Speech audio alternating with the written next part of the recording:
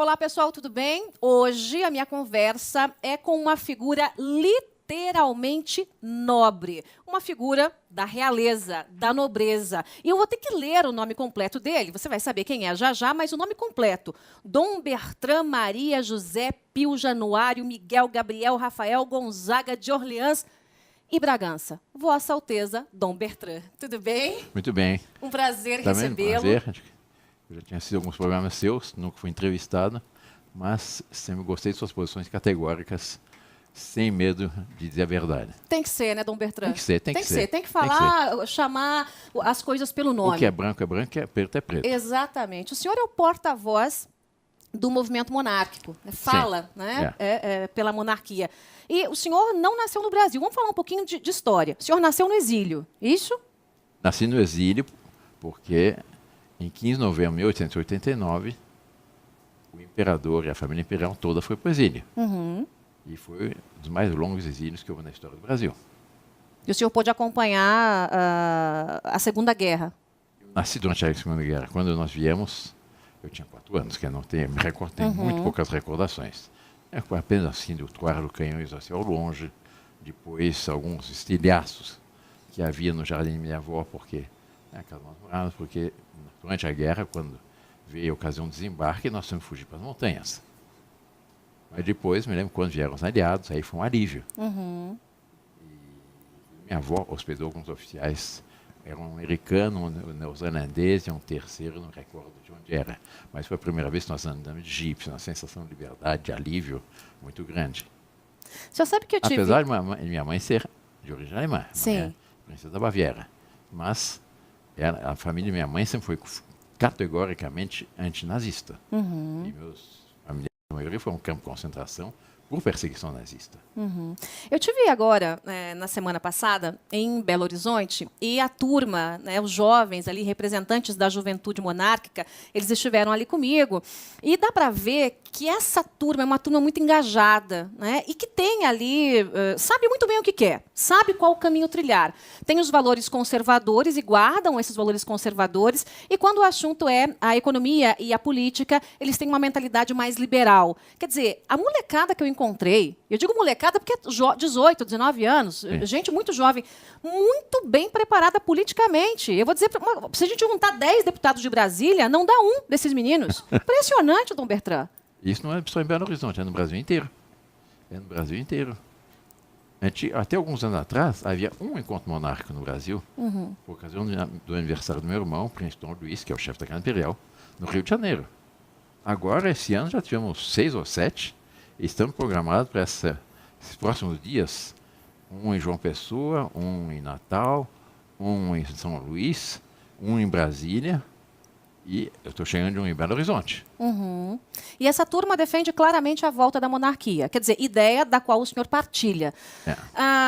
Acabou a República? Faliu? Eu não conheço um brasileiro que diga de boca cheia que a República deu certo. Não sei se conhece. Não. Assim, pensando bem, não. Não se encontra. A República foi um fracasso. E é umas ilusões em desastre em novas ilusões, outro fracasso. E assim nós vamos rolando na nossa história há 128 anos. E o resultado qual foi? Quem é que festejou a República agora no dia 15 de novembro? Ninguém. É verdade. Só os monarquistas. Tinha bandeira da monarquia em todas as ruas do Brasil.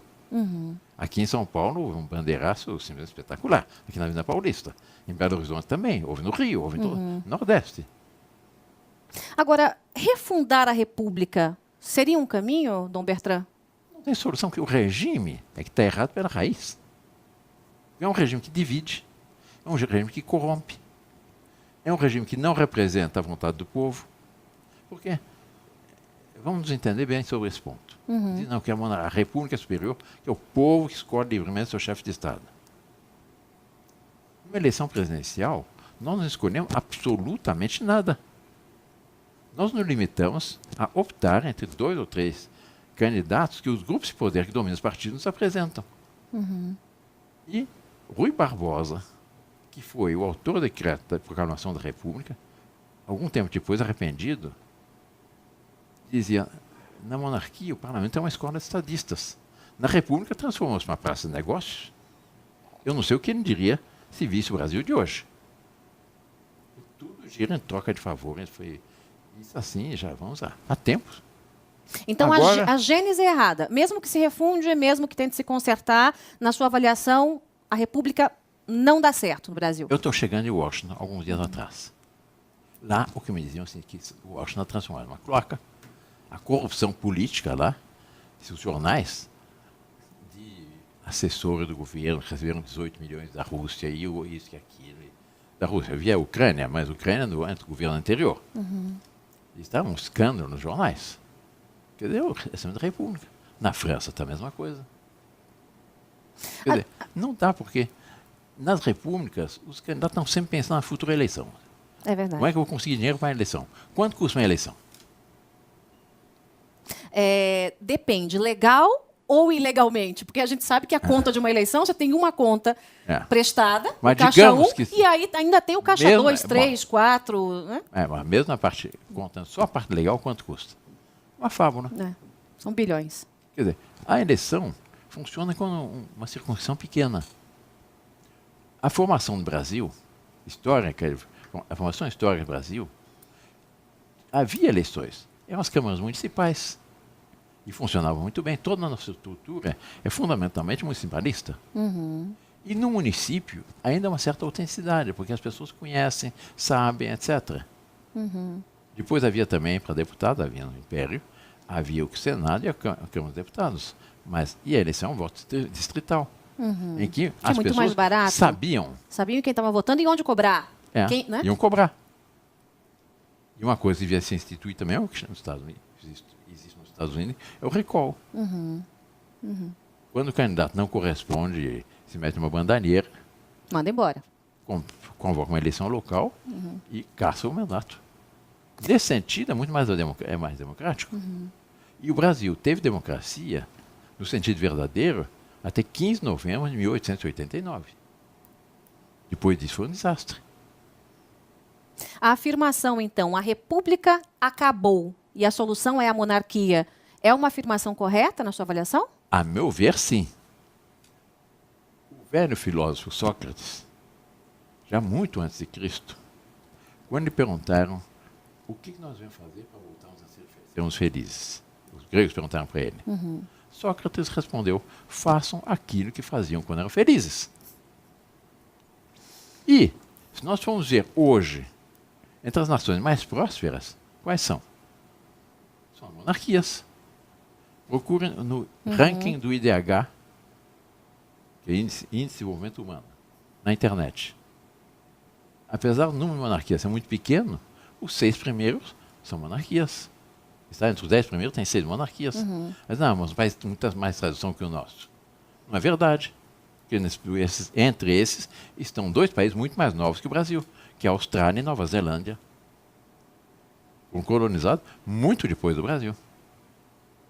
Agora, um questionamento que sempre é feito quando se fala de monarquia é o custo da monarquia. A monarquia realmente custa caro, Dom Bertrand? Incomparavelmente menos que uma república. Alguém fez uma pesquisa de cálculos, até baseado em dados oficiais. O Palácio Buckingham, da Rainha Elizabeth, com todo o seu esplendor, que atrai milhões de turistas, nesse sentido traz muito rendimento para a Inglaterra, custa 2/3 do Palácio Planalto. Então, o nosso Palácio do Planalto custa muito mais do que o Palácio na Inglaterra. Porque o número de assessores, de apaniguados, disso, daquilo, etc. Há muito tempo, os colunistas de política têm repetido essa frase, né? Tem que refundar a República, refundar a República, refundar a República, mas de acordo aqui com o príncipe Dom Bertrand, nem isso tem mais jeito, a monarquia é que é a solução. E eu queria entender, se o Brasil se transformasse hoje em monarquia, quem assumiria o trono? É o meu irmão mais velho, o príncipe Dom Luís. Como imperador. O imperador. Como imperador. E como é que funcionaria? Sim, como é que fica... Porque assim, nós temos... como é que ficaria o executivo e o legislativo? Que hoje a gente conhece, né? O executivo, o presidente da República, ou governador e prefeito. O legislativo, assembleias, câmaras e a Câmara Federal. Como é que ficaria no modelo monárquico? Como é que era o Brasil? Havia o poder executivo, que é exercido pelo presidente do Conselho de Ministros, que seria o primeiro-ministro. Havia o poder legislativo, Senado e Câmara dos Deputados, com voto distrital. Havia o poder judiciário, com a tríplice garantia que os juízes, teoricamente até hoje, têm para serem independentes, que é vitalicidade, idade, irremovibilidade e irredutibilidade dos seus vencimentos. E havia o que foi considerado a grande genialidade do regime imperial, que é um quarto poder, que é o poder moderador, que está definido no artigo 98 da nossa Constituição e que diz que é uma atribuição pessoal do imperador que visa o quê? Uma coisa muito simples, mas absolutamente indispensável. Basta ver a situação do Brasil atual. A harmonização dos demais poderes em função do bem supremo da nação. Era, sobretudo, um poder harmonizador. Bom, e havia também algo que, teoricamente, nós temos hoje em dia, como o Centrão, o Conselhão, mas havia um Conselho de Estado, que era um conjunto de pessoas de grande sabedoria, que se destacaram em vários setores da atividade nacional, e que formavam o Conselho de Estado. Então, quando se fala do Conselho Crispiniano, Conselheiro Saraiva, Conselheiro João Alfredo, são todos personagens da nossa história. Faziam parte do Conselho de Estado. Hoje, quem conhece os conselheiros do Conselhão? Ninguém. E havia uma coisa muito bonita. Certas questões, o imperador era obrigado a ouvir o Conselho de Estado. Mas depois ele tinha que assumir a sua responsabilidade histórica. Ele tinha que decidir. Agora, o primeiro-ministro seria eleito ou escolhido pelo imperador? Ser escolhido entre que tivesse o apoio do partido que tivesse vencido a eleição. Havia alternância entre o Partido Conservador, o Partido Liberal. Em certo momento, fundaram o Partido Republicano, que nunca foi sempre um partido nanico. O máximo que eles conseguiram foram 4 deputados. Nas últimas eleições do Império, conseguiram eleger apenas 2 deputados. Quer dizer, era um sistema muito mais orgânico, mais natural e muito mais enxuto. Agora, pode completar, desculpe. Qual era a missão? Qual a missão de um imperador ou de um rei? Em primeiro lugar, ele tem uma missão simbólica. Ele encarna as virtudes da sua pátria. Ele é o símbolo vivo da nação. Ele é um exemplo que estimula as qualidades do seu povo. Em segundo lugar, ele é natural defensor do seu povo. Ele tem a obrigação de estar na primeira linha na defesa dos direitos do seu povo. Em terceiro lugar, ele é chamado, ele deve saber auscultar as aspirações autênticas do seu povo, somar isso à sua longa experiência pessoal, que lhe vem de muitas gerações, para a orientação do seu povo, para a realização do desígnio de glória que a divina providência tem a respeito do seu povo, da sua nação. Era isso. Não era mais que isso. Mas isso é importantíssimo. Isso é que nós não vemos hoje em dia. A maior preocupação do brasileiro hoje, Dom Bertrand, é, sem dúvida, a corrupção e a impunidade. A gente tem alguns casos de corruptos que pagaram pelos crimes que cometeram, mas, como o próprio juiz Sérgio Moro diz, é um ponto fora da curva, né? Em que medida a monarquia poderia contribuir para secar um pouco essa torneira da corrupção no Brasil? Eu tenho um texto. Monteiro Lobato dizia que Dom Pedro II era Luso Bainer. Dizia o Monteiro Lobato: o fato de existir na cúspide da nação um símbolo vivo e ativo da honestidade, do equilíbrio, da moderação, da honra e do dever, bastava para inocular no país, em formação, o vírus das melhores virtudes cívicas. O juiz é honesto, se não por injunções da própria consciência, pela presença da honestidade no trono. O político visava o bem público, se não por determinismo de virtudes pessoais, pela influência catalítica da virtude imperial. As minorias respiravam, a oposição possibilitava-se. O chefe permanente das oposições estava no trono.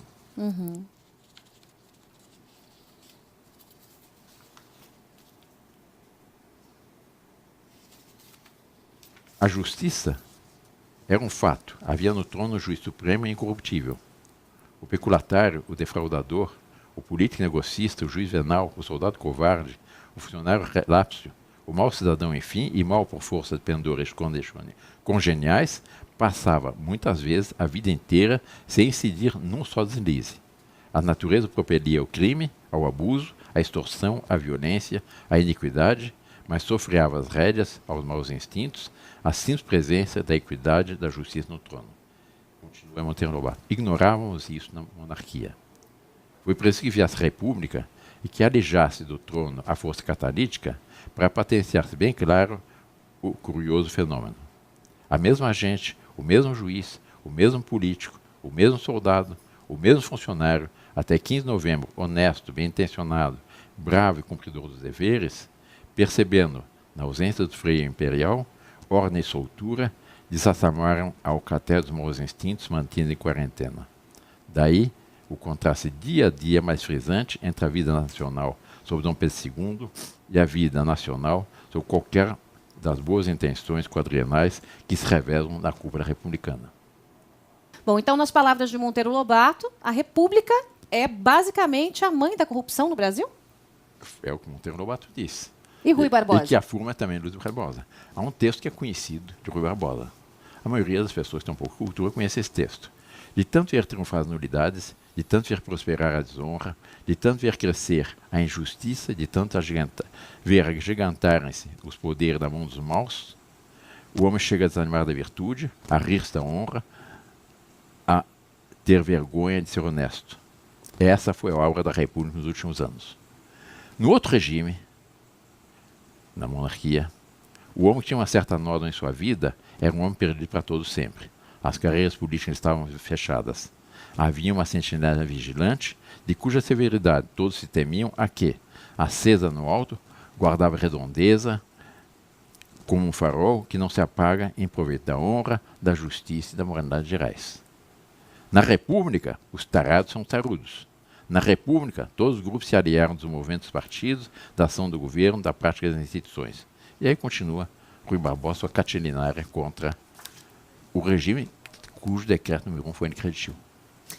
Como seria feita essa transição? Quer dizer, o senhor defende o regime monárquico, a gente vive numa república. Né? Qual é a possibilidade disso acontecer? Né? Como seria legalmente para que houvesse essa transição? As pessoas teriam que fazer esse pedido? Como que se procederia burocraticamente?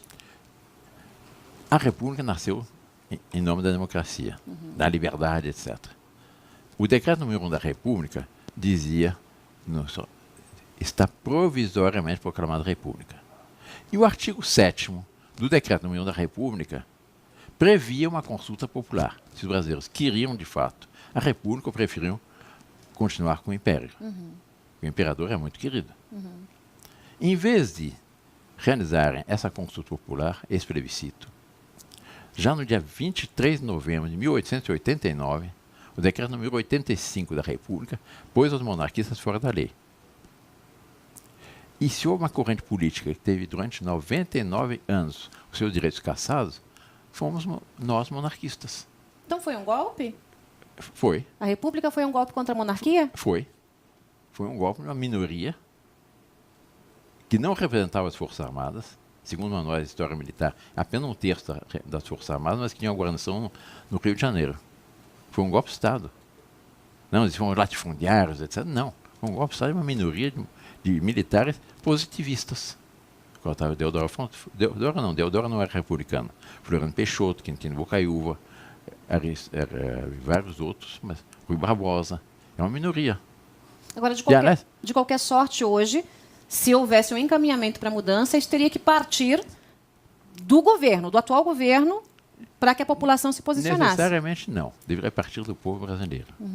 Por quê? Porque o governo representa o sentido da nação. E hoje nós estamos vendo uma evolução no Brasil, pelos quais as pessoas não acreditam mais no regime. E quando se lhes fala da monarquia, eles não de fato têm razão. Nós tivemos um plebiscito em 93. Esse plebiscito foi possível porque o meu irmão, Dom Luiz, que é o chefe da Guarda Imperial, por ocasião da Constituinte, que tinha introduzido mais uma vez a chamada cláusula pétrea, que proibia qualquer tipo de organização que visasse a mudança da forma republicana de governo, era crime. Ele mandou uma carta a todos os deputados constituintes, mostrando o absurdo. No momento da abertura política, estava sendo liberada pelos comunistas, por todos, qualquer partido de esquerda, socialista, etc., para todos, menos os monarquistas. Quando esse artigo da atual Constituição foi votado, praticamente atendendo ao pedido de Dom Luís, praticamente todos os partidos votaram pela derrogação desse artigo. Só votaram pela manutenção desse artigo 2 partidos. Adivinha quais? Diga-me. PT e PCdoB. Esquerda sempre, né? PT e o PCdoB. A esquerda sempre. O direito é para eles, não para os outros. Agora, Bom, e aí houve um plebiscito, mas não havia igualdade de condições. Mas é um fenômeno muito interessante. Todos os debates em que os monarquistas enfrentavam os republicanos em pé de igualdade, fazia-se, no fim, um plebiscito simulado, vencia a monarquia. Quer dizer, se tivesse havido igualdade de condições, com toda certeza, seria monárquico, seria monarca, novamente. Estaria na mesma linha que foi a continuidade na nossa história. Porque a monarquia não é um retrocesso na história. É porque a visão que as pessoas que não acompanham, a visão é essa, né? Vai aparecer lá um rei com uma coroa, um cetro na mão, aquela coisa de filme, né? E não é isso. Pelo menos não isso que esse movimento prega, esse movimento monárquico, né? O que nós pregamos é a volta a um regime que corresponde à boa ordem pós-Deus da criação, que é a monarquia. Porque, se vamos ver, tudo que Deus Nosso Senhor fez é monárquico. O que é mais amplo? As constelações celestes. Qual a estrutura das constelações celestes? Na nossa constelação, o sistema solar, o Sol é o astro-rei. Imagine que houvesse uma Revolução Francesa, não, vamos depor o astro-rei. Seria um caos. O que é menorzinho na criação? Um átomo. Qual é a estrutura interna de um átomo? A micromonarquia tem um núcleo em torno do qual gravitam os elétrons. Se modificar essa estrutura, o que acontece? Uma ecotrama nuclear é o princípio da bomba atômica. A família. Qual é a estrutura da família? Por instrução divina. O pai é rei, a mãe é rainha, os filhos são os príncipes herdeiros. Numa fazenda, a mesma coisa. Quer dizer, as coisas não funcionam. Uma vez, não aparece nos Estados Unidos, os americanos são loucos por monarquia, rei, rainhas, etc. Do que fala disso, eles ficam alucinados. Uma palestra que eu fiz nos Estados Unidos não tinha nada a ver com monarquia. Mas, no fim, veio a eterna pergunta se era, eu a favor da monarquia, se eu achava da nobreza, etc. E me perguntaram se eu era monarquista. Então, para o Brasil, eu sou monarquista por tais razões. Aí, havia no auditório um que eu sabia que é um mega empresário, levantou a mão. Ele disse, não concordo. Ele disse, não concordo por quê? Eu acho a República superior, porque na República qualquer um pode ser presidente da República. Em segundo lugar, é o povo que escolhe livremente seu chefe de Estado. Disse, olha, agora o senhor está me provocando, agora ouça. Dizer que qualquer um pode ser chefe de Estado é a mesma coisa que dizer que qualquer um pode vencer a loteria. Ninguém vai organizar sua vida partindo do princípio que vai vencer a loteria. Em segundo lugar, que o povo escolhe livremente seu chefe de Estado, o povo, nem aqui nos Estados Unidos, nem no Brasil, nem em lugar nenhum, não escolhe absolutamente nada. O máximo que nós fazemos é optar entre 2 ou 3 alternativas que os partidos dominam, os grupos de poder dominam os partidos, nos apresentam. Mas, em terceiro lugar, se você está tão convencido das vantagens do regime republicano, por que você não proclama a república na sua empresa? A cada 4 anos, vão votar todos. Vai votar, o senhor vai votar, a faxineira vai votar, o mecânico do posto de petróleo vai votar, o chofer do caminhão vai votar, o chefe do setor jurídico vai votar, vamos votar todos. Para saber quem vai estar no seu lugar, quem vai ser o chefe do setor jurídico, quem vai ser o engenheiro responsável pelo posto de petróleo, quem vai ser isso, vai ser aquilo. Eu disse, não, assim vai anarquizar a minha empresa. Ué, é a mesma coisa. Não funciona. Bom exemplo. O senhor citou aí que, na verdade, na República não se escolhe coisa nenhuma porque os pacotes são apresentados e você tem que escolher entre aqueles pacotes que já são apresentados. Quer dizer, hoje nós temos alguns pacotes que serão apresentados em 2018, que a gente mais ou menos sabe. Né? Vai ter um candidato do PT pode ser o Lula ou não, quer dizer, ele pode começar a corrida e lá para frente ser preso ou desistir para outro candidato, mas mais ou menos o que se impõe é isso aí. Vai ter o Bolsonaro, né, se o Supremo não fizer nada para impedi-lo de ser candidato, porque a gente vê aí algumas decisões para pegar no pé do Bolsonaro. Vai ter um candidato do PSDB que a gente não sabe ainda direito quem vai ser, mas alguém vai aparecer. E aí tem aqueles lá de sempre, Marina Silva, Ciro, mais do mesmo. Como é que o senhor avalia essas propostas, né, esses senhores que se apresentam em busca do nosso voto? Há alguém, na sua avaliação, que nesse sistema de urna seja um pouco melhor para o Brasil? Esse sistema divide. Depois de uma eleição, a nação está dividida. Mal começa a cicatrizar essa divisão, já estão pensando nas outras eleições. O Brasil, nós nos livramos de um partido que tinha como intenção fazer do Brasil uma república soviética. PT, o Zé Dirceu disse claramente no seu discurso de posse que o projeto dele era 30 anos de poder para fazer do país um país socialista. E eu tenho um recorte de uma entrevista do Lula, no El País em Madrid, em que ele disse claramente que nosso objetivo é fazer do Brasil um país socialista, que é um país comunista. Nós conseguimos nos livrar desse partido. Em certo momento, o povo brasileiro disse, basta. Agora, e o país foi saqueado. Foi literalmente saqueado. Agora, é preciso fazer uma série de reformas para tirar o país da situação trágica em que está. São a reforma da Previdência, a reforma trabalhista, a reforma tributária, uma série de reformas são indispensáveis. Senão, o Brasil não funciona. Mas, em vez de terem visto o bem da nação, estão todos disputando, fazendo acordos com chaves, etc., para ver quem vai ser o candidato. Não funciona. Quem é que paga isso? Os trouxas aqui. Os trouxas aqui. Todo dia. Todo dia. Nós temos a mais alta carga tributária do planeta, com serviços péssimos. Aliás, com um Estado paquidérmico, que assumiu uma série de funções que não lhe são próprias. Porque quais são os 4 pontos fundamentais para a sanidade de uma nação? Do ponto de vista social, a família. Família como Deus a fez. Do ponto de vista econômico, livre iniciativa, respeito à propriedade privada e o princípio de subsidiariedade. O princípio de subsidiariedade, o que é? É um princípio que decorre do fato de que a vitalidade de um povo não vem de cima para baixo, vem de baixo para cima. Então, segundo esse princípio, simplificando muito a realidade nacional, nós temos na base as famílias. Depois o município, o Estado e a União.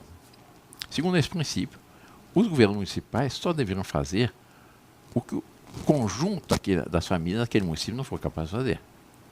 Nisso estão as empresas, os clubes, as associações culturais, os clubes esportivos, aquele todo orgânico do município. O governo do Estado só deveria fazer o que o conjunto das famílias e dos municípios não foram capazes de fazer. E o governo da União só deveria fazer o que as famílias, os municípios e os estados não foram capazes de fazer. A missão do governo é, sobretudo, orientar, porque governar não é administrar. Quando pergunto para as pessoas o que é um bom governante, um bom administrador. Isso é perfeitamente errado. Um bom governante é como um maestro numa orquestra. Ele forma, coordena, ele estimula a todos e cada um dar o melhor de si para que a sinfonia saia o melhor possível. Mas ele não é um ditador. Ele não toca nenhum instrumento. Mas faz uma coisa muito mais importante, que é coordenar, orientar, estimular, etc. O senhor vota ainda hoje? Se for preciso, voto. Já tem um pré-candidato em mente para as próximas eleições? Não. Está difícil? Está difícil. Um mar de sal, né? Um mar de sal. Está difícil. Agora, Dom Bertrand, vamos falar um pouquinho de uma pauta que a gente estava falando aqui fora do ar, que é a privatização. O senhor, como esse defensor da monarquia, também defende as privatizações no Brasil? Com toda certeza. Porque tem que desmontar esse paquiderme. Se não desmontar esse paquiderme, a nação nunca vai funcionar. Então a monarquia defende esse Estado mais enxutinho. Mais enxuto, exatamente respeitando. O governo da União deve ser pequeno, leve, enxuto, dando as grandes orientações, mas não pode ser um paquidermo com 37 ou no ministério, não sei quantos ministérios hoje, depois que... E os cabides de emprego, né? Cada depois ministério um tem... cabide de emprego são... E tudo é ideologia? É, Chama-se por ideologia? Exato. Ou por negociado? Não é negociado, que a ideologia é tudo. Porque não funciona. Pega uma empresa, as empresas são enxutas, são pequenas, etc. As coisas estatais não funcionam. Há um princípio que os economistas dão, que eu acho que é verdadeiro, é que assim, tudo que o Estado faz de bem, em matéria econômica, é mal feito. O que faz de mal é bem feito. Agora... Não funciona. Quer dizer, era preciso privatizar ao máximo. Eu sou muito favorável às privatizações. Agora, eu não sou favorável a algo que está acontecendo no Brasil agora, que me preocupa muitíssimo, que é nós estamos privatizando a nossa empresa, as hidroelétricas, as linhas de transmissão, etc., vendendo a preços banana para quem? Para a China. Para uma estatal. Para estatais chinesas que dependem do Partido Comunista Chinês. É um risco para o Brasil, Dom Bertrand? É muito grande. Que eu não vou entregar todo o segredo das nossas hidroelétricas, etc., para um partido que é o comunista, que é a fonte de todas as tiranias. E que financia o maluco da Coreia do Norte, né? Que gosta de ficar jogando exato, bomba, exato. brincando de jogar bomba. Exato. Né? Exato. E o comunismo?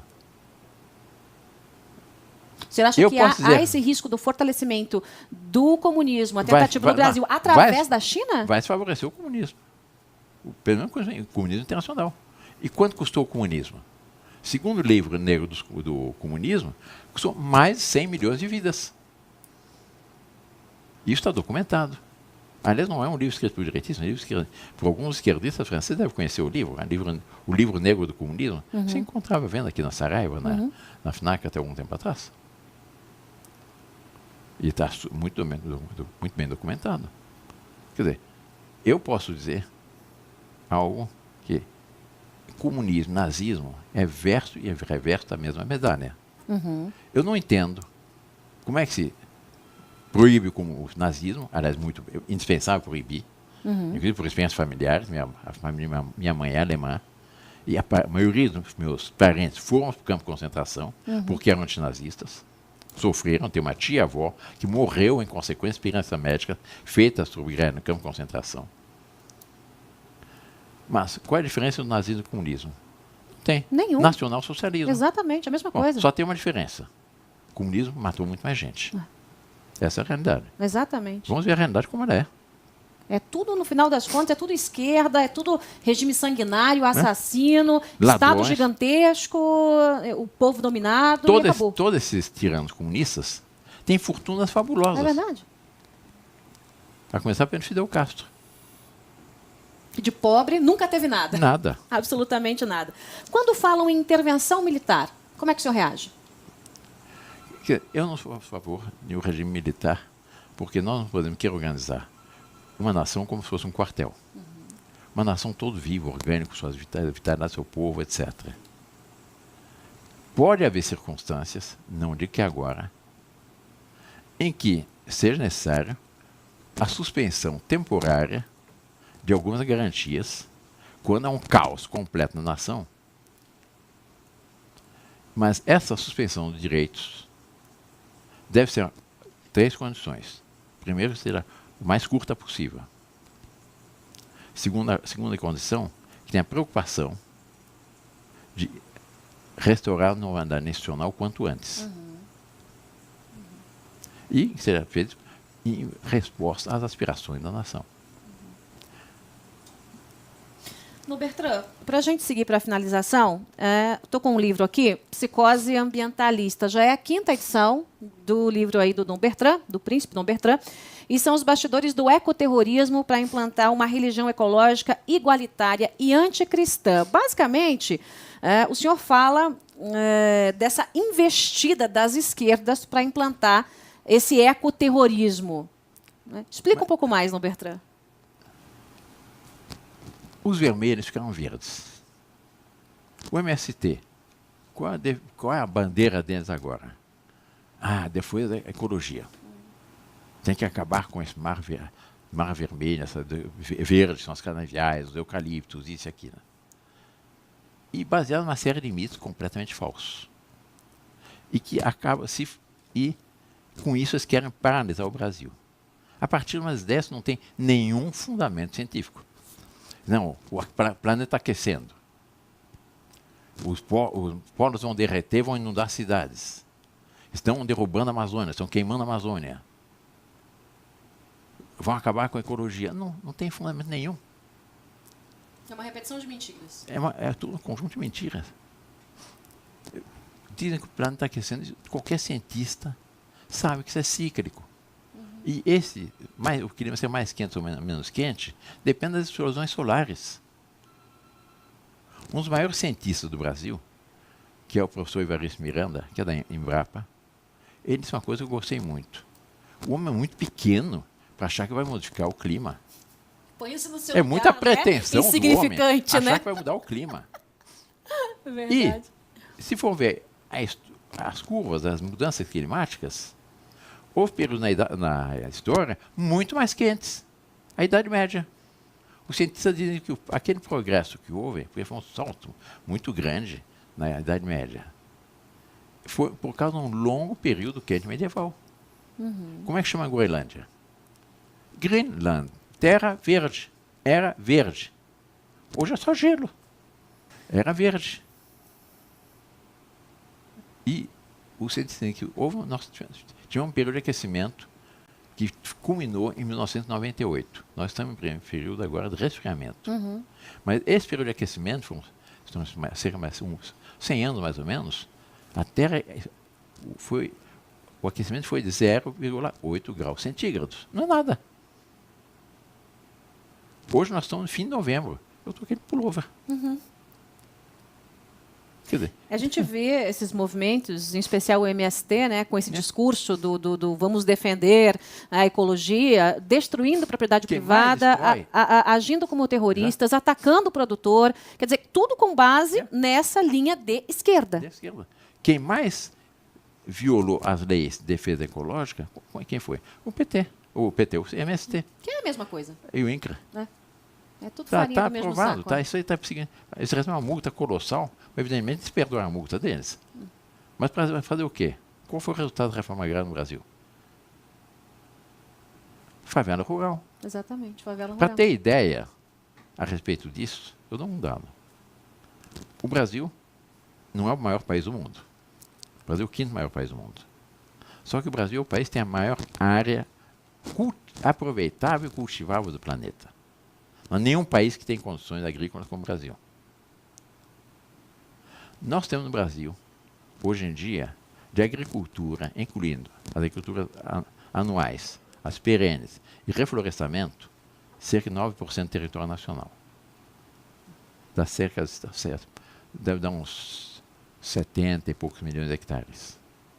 Segundo o INCRA, nós temos no Brasil 84 milhões de hectares. Qual é o resultado? Nada. O governo Lula se vangloriava da Bolsa Família para os assentados. Ao passo que a agricultura privada, o agronegócio, o Brasil hoje alimenta, segundo dados da Embrapa também, mais de 1 bilhão de pessoas. Chega quase 1,5 bilhão de pessoas. 1,5 bilhão de pessoas. Praticamente um quarto da humanidade vive os alimentos brasileiros. Por que o Brasil pôde passar essas crises econômicas mundiais todas tranquilamente? Por causa do agronegócio, da agricultura. Mas vamos perseguir os agricultores? Que é o que acontece. É o que acontece. Até hoje. Agricultor tratado como bandido. Enquanto bandido que invade, quebra, vai depredar, uma propriedade privada é tratado como coitadinho. É. E querem dar mais terra para os índios também. Porque não tem sentido. Os índios que vivem no campo, ainda tem as aldeias, são minoria. Minoria. Ah, não, tem que dar terra, porque nós somos invasores. Nós trouxemos para cá a cultura, a fé, a cultura, o desenvolvimento, o progresso, etc. Os índios, como toda cima que nós temos por eles não tinham nem a roda. Não tinham ferro, não tinham nada. E os próprios índios dizem... Eles não querem mais não, isso. Eles querem... dizem, nós não queremos viver no jardim zoológico humano. Porque essas reservas indígenas, sob dependência da FUNAI, do CIMI, etc., são uma espécie de jardim zoológico. Não pode ter progresso, Não pode ter escola, não pode ter isso, mas aqui não tem fundamento nenhum. Nós queremos meus índios porque são filhos de Deus como nós. Qual o maior bem que nós podemos querer para um índio? A fé, a civilização, a cultura, o progresso e assimilá-los. Uma nação é, antes de mais nada, o quê? Uma grande família com ensino em como organizar. E não uma luta de classe, de raças, etc. O Brasil, o senhor ainda acha que o Brasil é o futuro? Tenho certeza. Porque as reservas morais do nosso povo são muito maiores do que parece. Nós tivemos uma demonstração dessas reservas extraordinária no dia 13 de março de 2016. No dia que o Brasil inteiro saiu às ruas dizendo basta. Nossa bandeira é verde e amarela, nossa bandeira jamais será vermelha. E o que eles bradavam? Quero o meu Brasil de volta. Esse Brasil de volta não era o Brasil do Juscelino, ou do João Goulart, ou do Getúlio Vargas, etc. Esse Brasil de volta que eles que pedem é aquele Brasil que todo Brasil tem uma intuição interna do que nós chamamos a ser. Uma nação que seja uma grande família, com um destino como realizar, com harmonia, com progresso, com um Estado que seja tudo que garanta esse clima psicológico, que cria as condições para que todos e cada um possa dar o melhor de si, para a sua família e para o conjunto da nação. É isso que os brasileiros querem.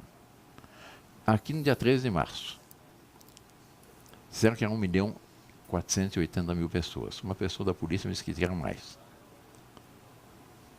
Não houve uma ocorrência policial.